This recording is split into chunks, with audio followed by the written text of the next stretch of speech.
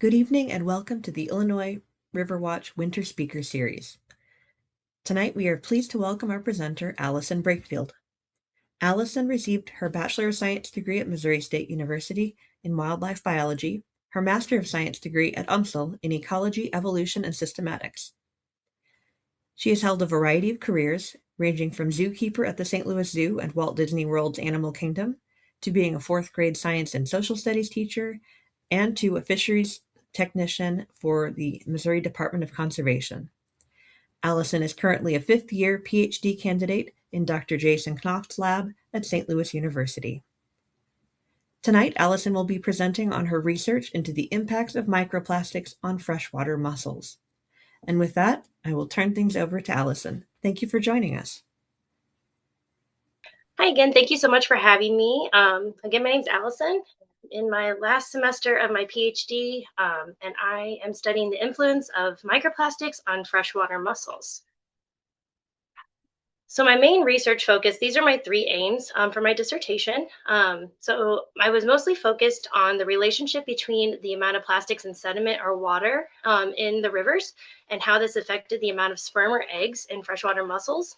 I was also interested in where microplastics were accumulating in the bodies of mussels, and I wanted to characterize whether the distribution of plastics varied within and among species.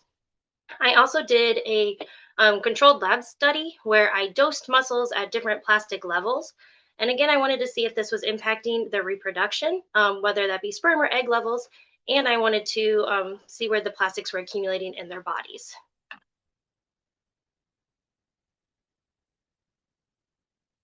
Okay, so I want to start this presentation by getting some general background of mussels. So I'll then dive into some details regarding my field and lab experiment, and then I'll leave some time at the end for discussion and questions so we can chat more about how cool mussels are. So what is a mussel? A mussel is a bivalve, meaning that it has two shells and tissues and organs inside. Mussels are filter feeders. And I wanted to distinguish a freshwater mussel from a marine mussel. I get that question a lot. Well, how are they different? Freshwater mussels live on or in the sediment of our rivers or our lakes. Marine mussels attach themselves to something with their byssus threads. So freshwater mussels live more similarly to something like a marine clam. Mussels are really diverse from how they look, with the colors of their shells, with the bumps that they have on them, with the shapes of their shells, to even their names. Something like in Missouri, we have 69 native species, and they have really unique names, something like monkey face or butterfly, pocketbook, heel splitter, or elk toe, or to name a few. There's around 300 species in the United States and upwards of 900 species of freshwater mussels worldwide. In Missouri, like I said, we had 69 native species, but 29 are of conservation concern or are declining. Mussels also have a really unique way that they reproduce. Mussels require a host species in order to get their babies, which are called glaucidia, away from the parent mussel, so away from mom to help promote genetic diversity. There's three main host infection strategies that mussels use. We have something called like a broadcast spawner. These mussels will basically shoot their glaucidia out into the water column and hope that a host species is nearby. We have conglutinate producers. So these guys make packets of glaucidia into what looks more like a bug mimic. So if you look at the top picture, that is a conglutinate, and that is not attached to the mussel itself. And then we also have lure producers. A lure is attached to the mussel, and it's attached to the mantle itself. A lure is a mimic that looks like a darter or a minnow, crayfish, or a worm, and it surrounds the gills where the glaucidia are housed while they're developing. And what happens is when these glaucidia are ready to be released into a host or into the water, the fish that is attracted to this type of prey species will come up to the lure or the conglutinate. They will bite down, and they basically get spewed in the face with baby mussels, all the glaucidia. These baby mussels will attach to scales and will hold onto the gills, and they will continue to grow and develop until they are big enough where they drop off away from mom, off of a fish into a new mussel bed. Then they burrow down into the sediment and they continue to grow into adult mussels.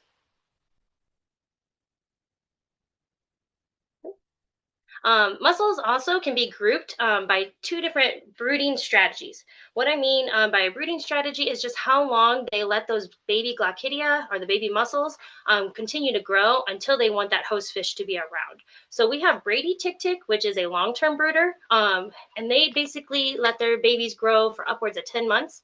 And we have tacky tick-tick, which are short-term brooders, and their babies only develop and they hold on to them for around 2 to 6 weeks.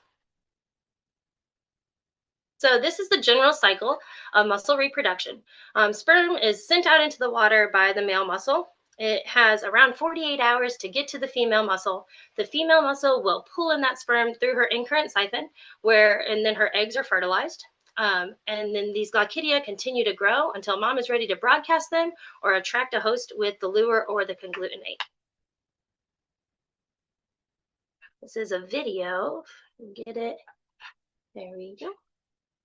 Of a lure in action. So this is a lure that's a plain pocketbook mussel lure. So this is one of my study species. I did not take this video. I did get to see one of these lures when I was out doing fieldwork, and it was awesome. So you can see the part of the mantle, and then this is mimicking a fish. It has the eye spot. The mussels have to get the right movement in order to attract the host over so they can have their babies released. The rest of the mussel is actually burrowed down into the sediment. And then this next video I have, you can see what happens when the fish bite down, and those are all the babies getting attached to the fish. So they go onto the scales and into the gills, and then we're going to see an up close of what's happening inside this fish on the gills. So those are all the baby mussels hooking on. If you want to go down a rabbit hole of some really cool videos, I highly suggest looking at YouTube and looking up a ton of lure videos because they're really cool and unique for each mussel. Okay. So we went over how mussels are unique with their names, how they look cool, and that they produce in a really neat way. But why does that even matter? Mussels are actually really important. They provide multiple ecosystem services. And what that means, an ecosystem service is a benefit that an organism provides to humans or the environment that it occupies. So I have a list of some of the ecosystem services that mussels do provide. They cycle nutrients in the water. They are great at cleaning water. So they filter a ton of water. One mussel can filter upwards of 15 liters. This can vary by species, but that's pretty average per hour.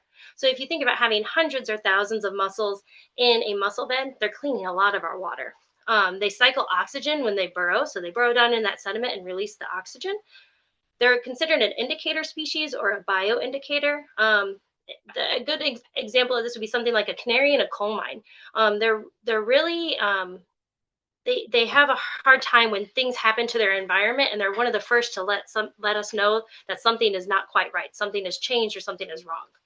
They're food for other animals and for humans. Their spent shells, or just the shells without the organs on the animal inside anymore, are actually shelters for macroinvertebrates. So the bugs that live in our freshwater systems, and they make up a large amount of biomass on the riverbed.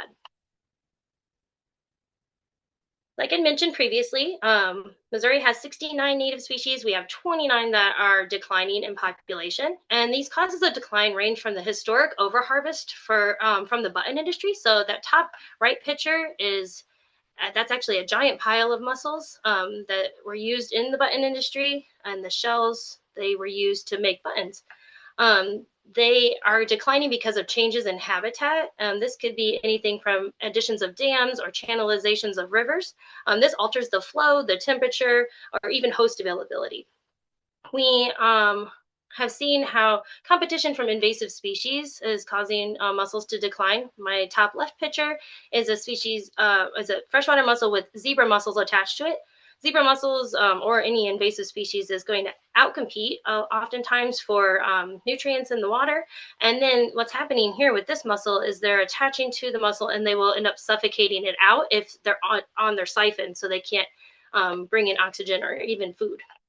And then what I'm most interested in is pollution.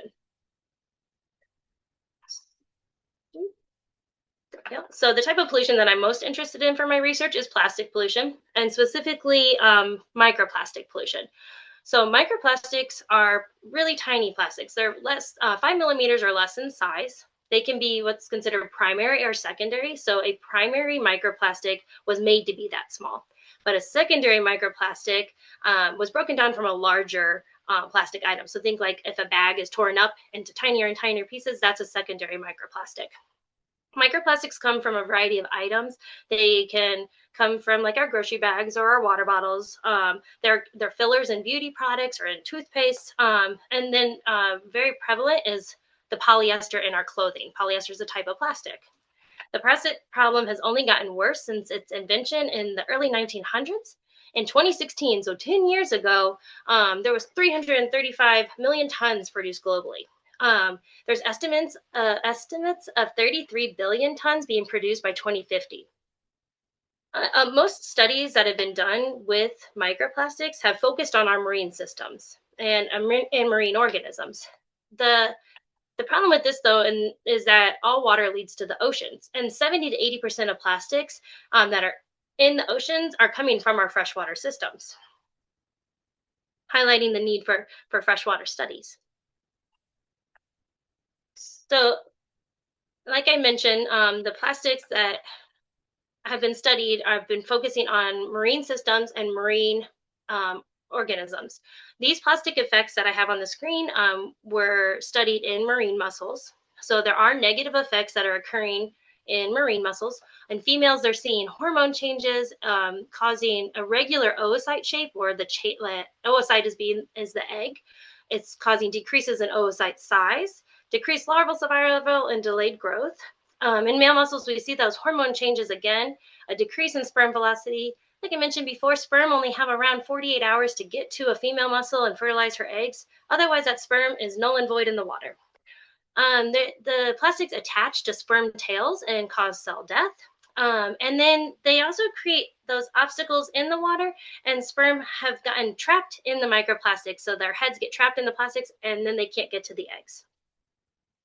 The laboratory studies that have been done have also focused predominantly on polystyrene beads, which are not as prevalent in the environment. Polyester fibers are more prevalent, and a lot of toxicology studies have been shorter term. The longest I've read on is about 2 months. So thinking about this and moving forward into my studies, how I wanted to kind of navigate what did I want to learn about. I knew I wanted to do freshwater systems because I'm here in Missouri, so freshwater versus marine. I wanted to do as long of term as possible that I could. So I tried to do my lab study for around 2 months. And then I wanted to focus on environmentally relevant concentrations of plastics. And then I wanted to stick with polyester fibers just because they are more prevalent in our environment than the beads. So now we're going to dive into the portion of the talk that's talking about my study. So this is going to be focused on the lab study that I did in 2024. And oops, sorry, my slide's not going forward. There we go. Sorry. So this is the general breakdown of my lab study methods. I had 27 tanks total. These all housed a mussel called Lampsilla silicoidea, which is a native mussel to Missouri. It's also called the fat mucket mussel. I was given these by the Kansas City Zoo in cooperation with the Neosho Fish Hatchery. And each mussel was in its own individual tank. I dosed microplastics daily, Monday through Friday. I chose approximately 5,000 pieces a day for my high dose and around 2,500 pieces a day for my low dose. All my tanks stayed at a similar temperature between 20 and 22 degrees Celsius. All these tanks are housed in an aquatics lab that stays consistent with temperatures. What this left me with was I had 9 tanks in my control variable, 9 in my high and 9 in my low. I put all these mussels in my tanks May 17th. I gave them a week to acclimate, and then I started dosing them with plastics May 27th. I started doing something called a gonad puncture, which I'll explain in a couple slides on June 4th. And then this continued on through July 25th. At the end of my study, I froze my mussels to dissect at a later date. So I mentioned that I wanted to do fibers instead of polystyrene beads. Polystyrene beads are readily available to use in lab studies, but polyester fibers are not readily available. So I got the opportunity to create some. So I took 100% polyester scarf and I cut them into 1 by 1 centimeter squares and I froze them on dry ice. Then these pieces went into tubes in a bead mill. So a bead mill is typically used to break up cells. So inside this tube, we have the frozen pieces of polyester and then stainless steel beads. It goes into this machine that moves really, really fast and basically homogenizes my fabric. I then filtered my polyester through a vacuum filtration setup onto a Wattman glass fiber filter. What I ended up with was something that looked like this. So the middle picture, you can see all the tiny fibers. I was able to scrape the plastics off into a jar with plastic-free water, creating a stock concentrated amount of plastics. In order to get an average size of these plastics, I would pull some out, put it on a slide, and then I measured 100 pieces per stock to get an average size. For my lab study, the average size of my plastics was around 237 micrometers. And then I also counted on a grid to get an average count.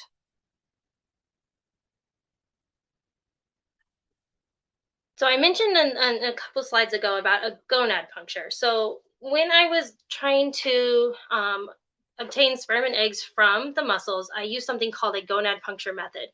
This is a non-traditional approach to studying reproduction. So traditional approaches to studying mussel reproduction is using histological means. So the gills would be excised and then the eggs would be looked at, right?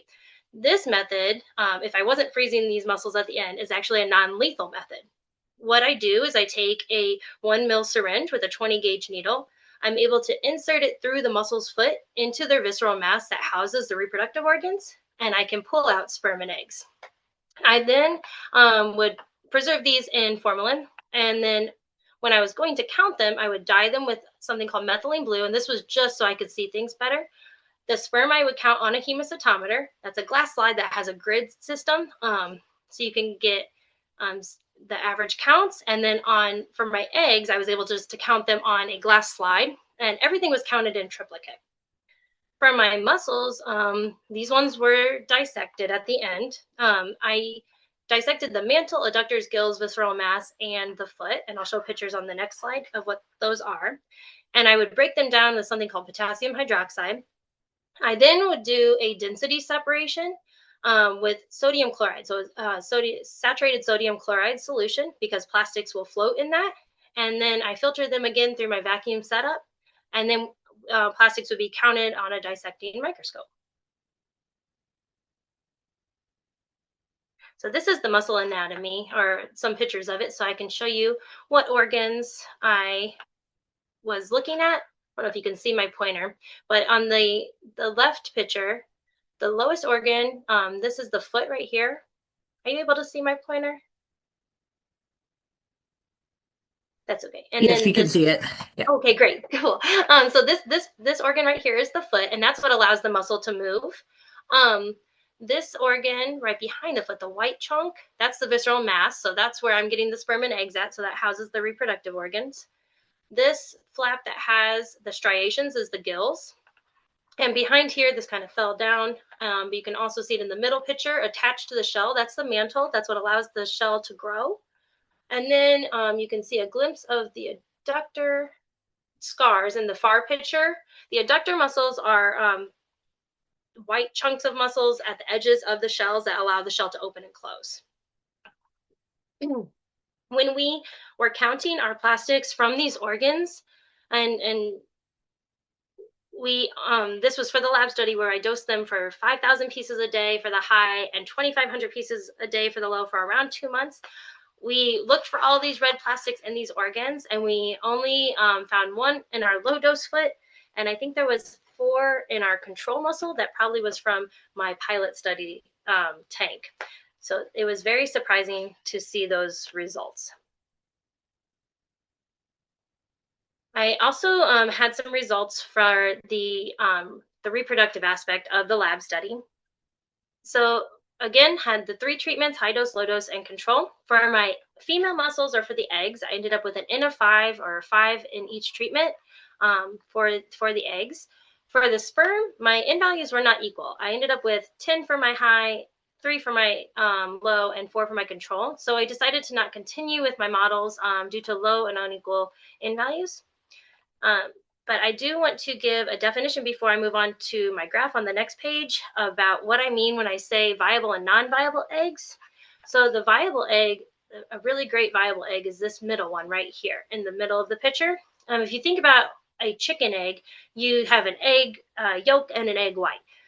For mussels, we have the ova, the dark blue, and then you have this vitelline membrane around it. That would be like the egg white. This is a viable egg, or what I classified it as. A non-viable egg would just have the vitelline membrane, no ova. And then my immature eggs were just ova. The vitelline had not started growing yet. So just to know, all my models so far are just preliminary, but this is the model that I got from my lab experiment. This is showing the dose treatment on my x-axis. I have the control in pink, high dose is orange, and the green is low dose. And on the y-axis, we have the proportion of viable eggs. And what this is showing is that there was no statistical difference between the amount of plastics that I gave these mussels with the proportion of viable eggs that they produced. I mentioned before that there was some studies done in marine mussels that showed effects of plastics on the width and the length of eggs based on how many plastics they had in them, right? So I wanted to see if this affected our freshwater mussels. So I measured the length and width of 660 eggs in total, and I would take 20 microliters out of a sample and count every viable egg on that slide. And I did this in triplicates. And I measured 227 eggs from my control, 286 from the high dose, and 107 from the low. The model to the left is accounting for discrepancy between these counts. All the black dots are the individual counts. The bars themselves are the model predictions for the mean of the egg width. Egg width in millimeters is on the y-axis, and my dose treatment, again, is on the x-axis. And what this is showing is that the treatment of plastics did not impact the egg width of my freshwater mussels. I did this again for length, and we saw similar results with no statistical differences. So now moving into my field study in 2023, and again, another field study in 2024. So 2023 and 2024, I was out on Big River, the Merrimack River, and the Mississippi River. So on Big River, I was between Washington State Park, like boat access, and Merrill Horse access. On the Merrimack, I was between Allenton access and the Pacific Palisades. And on the Mississippi, I was in Pool 25 and 26, near Hamburg and Grafton, and Hideaway Harbor and Portage Zoo. When I would go out to the field, I would locate mussels, and this was done in a variety of ways. So we would do some visual searching. This could be either walking around near the banks where we thought good mussel habitat would be, and just looking in the water. We'd also use something called a viewfinder bucket, which is literally a Home Depot or Lowe's bucket with plexiglass on the bottom, and you could push this down into the sediment so you can get a closer view. I tried snorkeling some, but the water was a little too murky for me to see anything, but I gave it an attempt. I would do something called grubbing. So I would swim through the water and feel the sediment. And as I was feeling the sediment, you start to feel the difference in a mussel and a rock. And so that was another way I would locate mussels. And then in the Mississippi, where we were in deeper areas, I would use something called a mussel braille. So a mussel braille, I made a 6-foot one. We've also used a 10-foot one. So it's a 6-foot galvanized pipe with droppers hanging down. So all the droppers are stainless steel hooks that are U-shaped and put together and twisted. There's 3 droppers per each rope on this braille in the picture. And what happens is we would throw that braille off the front of the boat and start backing up the boat. If we're backing up at the correct speed, the braille should go at an angle. And what happens is the hook would hit the mussel thinks something's eating it, and so it would close. When it closes on that hook, we're able to pull them up out of the water, and I can gently wiggle them off of the braille, and then do all my sampling. So after that, I would identify what mussel I had. I would take measurements, length, width, and height. I would take those gonad fluid samples again. In 2023, we took some species back to the lab and put them in the freezer for dissections for later. But in 2024, we said we're just going to tag mussels after we get the gonad fluids and the measurements, and then we would release them. I tagged them with HAL print tags and would just glue them to their shells with a gel Loctite. I would also take water and sediment samples at each site. At each mussel bed, I would take 5 replicates, each replicate having 10 liters of water filtered through a 45 micron sieve, and then 5 replicates of sediment. I would dig approximately 10 centimeters down, that's just the size of my trowel, and I would collect around 0.9 kilograms or 2 pounds of sediment. So this is just some more pictures of us finding mussels. This, the picture on the right-hand side is the bigger braille. So that's the 10-foot one. I chose to make mine 6 foot just because it was a little bit easier to manipulate, but the 10-foot one was really great also for catching a bunch of critters. And then we had the viewfinder buckets on the left that also serve multi-purpose for carrying the mussels after you find them. So back in the lab, we had to process all the samples that we found. So I described how I did my counting with the sperm and eggs and the dissections of the mussels previously. And I did the same thing for my field mussels. But now we also have water and sediment samples. So my water samples, I would filter through a vacuum filtration setup again onto a 2.7 micron meter filter. And then these filters would undergo a bio breakdown with a 30% hydrogen peroxide. And what this would do is just make the viewing of the filter a lot more feasible. So I would make sure I'm not looking at bio debris versus plastics. And then we would take these filters and count and identify visually the plastics on a dissecting scope. And to verify the plastics, we did something called a burn test, so or a hot needle test. So we would take a wood burner that has a very fine tip, and we would touch every 10th plastic with the wood burner.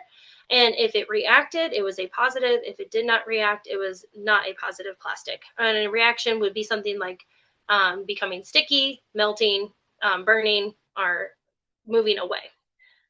The sediment samples were processed by starting out with a density separation. So a sodium chloride saturated solution was added to my rocks or my mud, and they were put onto a shaker to mix it all up.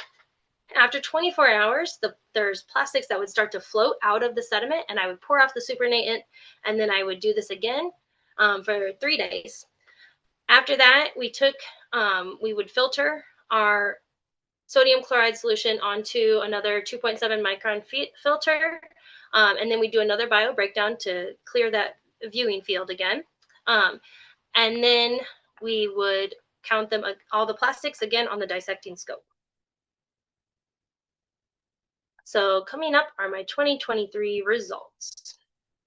So my field season in 2023 was just a 1-month field season. Went out, saw how many mussel beds I could find, and collected 31 mussels from the Big River for dissection, 40 from the Merrimack for dissection, and 27 from the Mississippi. And there was some overlap with some of the species with some of the rivers. So like the Merrimack and Mississippi both had Emblema plicata, which is 3-ridge, and Big River and the Merrimack had Lampsilus cardium, which is the plain pocketbook. So with all my data, with the sediment data, the water data, and my gonad fluid sample data, we ran some models. I wanted to see if there was just a difference in the concentrations of microplastics in the sediment across my 3 rivers. So on the x-axis here, we have the field sites. MSR stands for the Mississippi, BR is Big River, and MER is the Merrimack. So blue for Mississippi, pink for Big River, orange for Merrimack. And the microplastics were put to per kilogram on the y-axis. And the black dots are the predicted model values. The colored dots are my actual values. And what this showed was that there was no difference between the three rivers. So then I wanted just to see if there was a difference in the proportion of viable eggs in the three species of freshwater mussels that I was focusing on. So I ended up with 20 Emblema plicata, which are the three ridge in green, 10 Lampsilis cardium, or the plain pocketbook, in orange, and 5 Quadrula quadrula, or the maple leaf, in pink. My proportion of viable eggs is on the y-axis. And there was no statistical difference between the proportion of viable eggs and the three species of mussels that we focused on in 2023. I then wanted to see if the host infection strategy would show any difference between the proportion of viable eggs. So proportion of viable eggs compared to the host infection strategy. So we had broadcast mussels, which were the emblemas. The mantle lures were the Lampsilis, and quadrula, their host infection strategy is not known still. And the proportion of viable eggs is on my y-axis. 2023, there was no significant differences. And then I wanted to see if there was a difference in egg viability across brooding strategies. So is there a difference between those mussels that hold on to their Glaucidia longer or shorter? So again, on the x-axis, we have brood strategy, long in the green, short in the orange, and the proportion of viable eggs on my y-axis. And in 2023, there was no significant differences. I still need to run my model that's incorporating all of my data from the organs and the eggs and the plastics. And I ended up with 13 to 15 female Emblema plicata and Lampsilis cardium that I was able to dissect, and that will be included in this model. So to be determined on those that model and what it will say. So moving forward, I wasn't sure in 2024, starting out, okay, well, there was no statistical differences. So what do? Do I add species? Do I add time to see if there's things happening with natural fluctuations in sperm and eggs? Well, in 2024, I decided to do both. I wanted to make my study longer to capture natural fluctuations in sperm and eggs. And I wanted to go out and get sperm and eggs from as many mussels as I could poke. So my field season went from May through the end of October. And then, of course, ecology happens, right? So due to river conditions, then there was difficulty getting out to the Merrimack and the Big River because I kayaked out to those sites.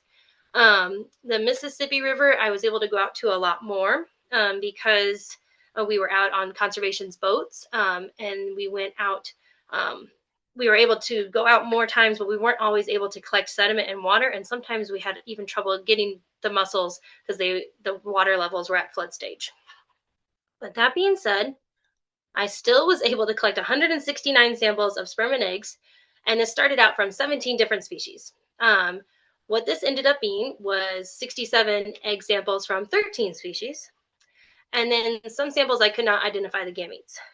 And then after all was said and done, I ended up, after trying to get as many species as I could, I ended up with 4 main species. So I added on 1 from 2023, basically. So I had 18 three-ridge, or Emblema plicata, 11 Lampsilis cardium, which we saw both of those in our 2023 study, and 11 Quadrula quadrula in 2023. But now I also had 11 Lampsilis teres that had egg samples. So I added on 1 species after all of that. I again ran models to see if there was differences in 2024 with my water or my sediment and the plastics that were incorporated into those. For the water samples, because of river conditions, I ended up with 5 time points for the Mississippi River, and that's in green, and then 3 time points for the Merrimack. For the Big River, I only ended up with 1 time point. We went out more times than that, but we got caught in storms. And so we weren't able to get our water samples. But that being said, we ran this model, and the field sites are on the x-axis. Microplastics per liter are on the y-axis, and there was no difference between the 2 rivers with plastic counts. So pretty similar to our 2023 data. I did this again with my sediment. Again, we have Mississippi in the green, Merrimack in the orange, and Big River in the purple, and the microplastics per kilogram in the sediment on the y-axis. I ran the same model again as I did in 2023, and there was no differences. So then I was going to get into studying or doing the models for my eggs and the proportions of viable. But length has been documented to be a strong predictor of fecundity. And now I had some mussels that were going to range in size. So I wanted to see if I should include length in my model. There wasn't much overlap in length in my species, so I decided to leave it out. So if you look at this graph, the pink line is the quadrula, and they tended to be around 66 millimeters on average in size. The Lampsilus teres was around 95 millimeters in size, and then my Lampsilus cardium and my Emblema plicata, the Lampsilus were both around 95, and then my Emblema plicata was around 109 millimeters in size. So not much overlap, so I left out length for my next following models.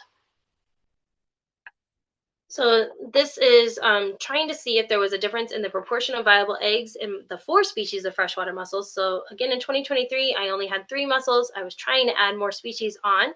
So the main new species here that we are seeing is the Lampsilus teres, or the yellow sandshell. Similar to 2023, there was no difference between the 3-ridge or the Emblema plicata and the Lampsilus cardium, or the plain pocketbook, but there was a difference in the proportion of viable eggs between my Lampsilus teres, or the yellow sandshell, and my Emblema plicata, the 3-ridge. There was also now a difference with the quadrula proportion of viable eggs and the Emblema plicata. And in 2023, I only had 5 quadrulas. Now I had an N value of 11 in 2024. And Lampsilus teres was an N value of 11, and cardium was 11. And Emblema plicatas, we had 18. I wanted to look at the host infection strategy again after we added another species in. There was no significant differences with the host infection strategies, similar to 2023. I had 18 broadcast spawners, 22 lure producers, and 11 unknown.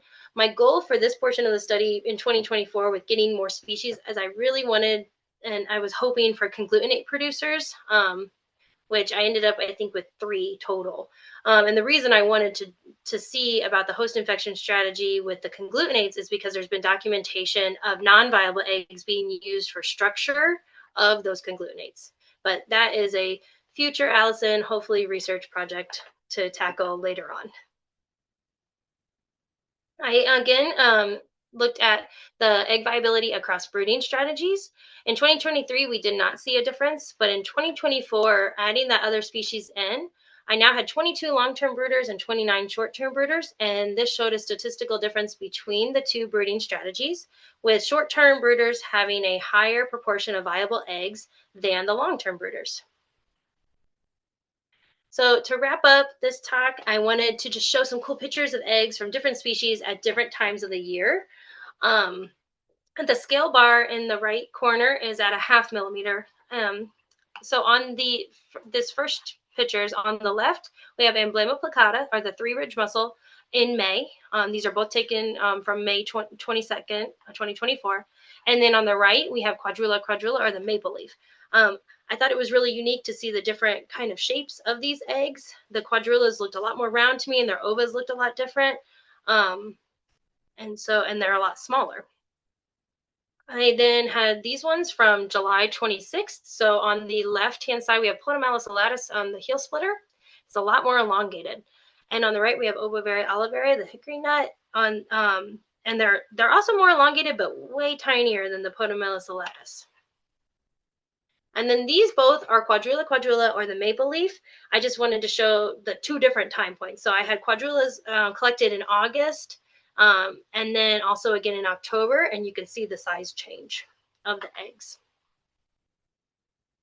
So with that, I have a lot of thank yous to give to everyone on this slide. I wouldn't have completed this project without them. My funding was given to me by INGREC, the Webster Groves Nature Studies Society, the Waters Institute, and St. Louis University.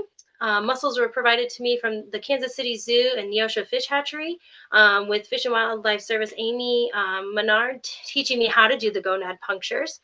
With Conservation Department, Sarah Pieper took me out a million times onto the Mississippi River with Matt Ormsby and all her crews so I could do my field work. Travis Moore got me hooked on mussels and taught me ID and how to build a mussel braille. And Steve McMurray has answered a million emails on mussel identification for me. And then to my committee for supporting me and guiding me for the last 5 years, and everyone, friends and colleagues and undergrads who have helped me with my field and lab work. And so with that, I would love to take questions or any comments. And thank you so much for letting me share my project with you. Yeah, thank you, Allison. That was great. As Allison said, if anyone has questions, you are welcome to ask them yourself. You can unmute yourself and ask Allison. Or if you'd rather, you can put them in the chat and I'm glad to ask them for you. And we already have one question. What was the conclusion? Okay. For which study or for all of the above? Probably just start with a general summary. Like, what have you learned from this? What's Yeah, the so takeaway? my big takeaways, yeah, I've been chewing on this a whole lot, right? So a lot of the studies, like I had mentioned, have been done on marine mussels, and not as many have been done on our freshwater mussels. So I think a lot of what the study is showing is that there's just general differences between our freshwater and our marine. I think it highlights the need to do more environmentally relevant studies. So maybe not focusing on beads as much and focusing more on the fibers, and then adding more and more species in because they are seeming to react differently to things. So just in general, that would be my general takeaway. All right. And then we've got a question. What is the top conservation action that you would recommend for mussels? Oh, that is such a hard question because they're impacted by so many different things. So I went into this study wanting to learn more about pollution, and I was like, man, pollution is a giant thing that can impact them, and I and then I was thinking about management and best management practices that could help from like filtering plastics out. So that was my original going into this study, is what I would wanted to do. That being said, my data is showing a little bit differently of what the plastics are doing. So I am not, can I give you a big I don't know yet? And I'm going to hopefully find out more and doing more studies later. Yep, that sounds like a possibility. All right. Okay. All right. So why would the short-term brooders have more viable eggs than the long-term brooders? Because I would think that like kind of like when you're putting more energy into it, they're supposed to like do better. Yeah. So my thought with it, and I would need to probably read more into the literature and see on this. So I was thinking with the short-term brooders potentially having more viable eggs. So when they release, their eggs are fertilized and then they release them back out, they already start producing more viable eggs. So there might be some overlap of when some have released and some have more viable eggs producing already that I was capturing without even knowing it. That adds up. Okay. Yeah, and then someone else says short term is less exposure time. Yes. Yeah. And so I think something I could add into the study too would be kind of cool to, like, if I measured just, if I took short-term versus long-term measurements of eggs, if I had that data, to see if short-term eggs are just smaller in general because they maybe take less to produce. That would be a guess out of my head too. Okay. All right. Let's see. Could the age at study onset of your mussels give you different results of egg viability? Age, could the egg, is that in the chat? So yeah, it's in the chat from Patricia. Okay, could age at study onset of your mussels give you different results of egg viability? Yes, I think that could very well happen. all of my mussels tended to be pretty similar in size for each species. I don't recall. I feel like if I'm well, sorry, let me think about this. I would say that as mussels age, they would probably start lowering the amount of eggs that they're producing, but I don't know if a study has been or have as many studies have been done on that.